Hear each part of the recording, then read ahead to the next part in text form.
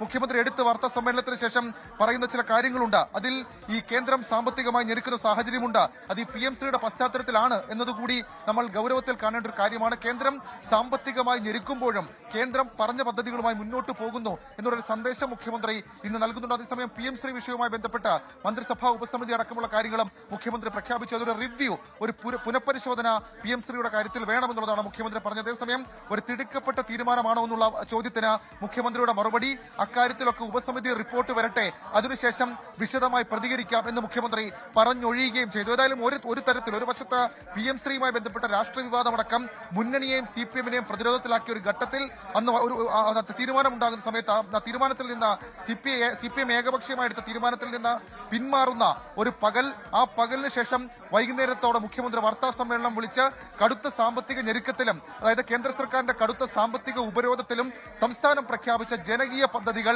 ജനക്ഷേമ പ്രഖ്യാപനങ്ങൾ, ഈ ക്ഷേമ പെൻഷനുകൾ ഇവയൊക്കെ ഉയർത്തിക്കൊണ്ടൊരു തീരുമാനം മുഖ്യമന്ത്രി അറിയിച്ചിരിക്കുന്നു. അനുജ, അതാണ് ഇപ്പോൾ വളരെ പ്രധാനപ്പെട്ട ചില തീരുമാനങ്ങളാണ് മുഖ്യമന്ത്രി പ്രഖ്യാപിച്ചത്. ലോകത്തെവിടെയായാലും ഏത് സമയത്തും 24 വാർത്തകളും ഓഗ്മെന്റഡ് റിയാലിറ്റി പാക്കേജുകളും എക്സ്പ്ലെയിനറുകളും വിശദമായി കാണാൻ ഞങ്ങളുടെ യൂട്യൂബ് ചാനൽ നിങ്ങൾക്ക് സബ്സ്ക്രൈബ് ചെയ്യാം.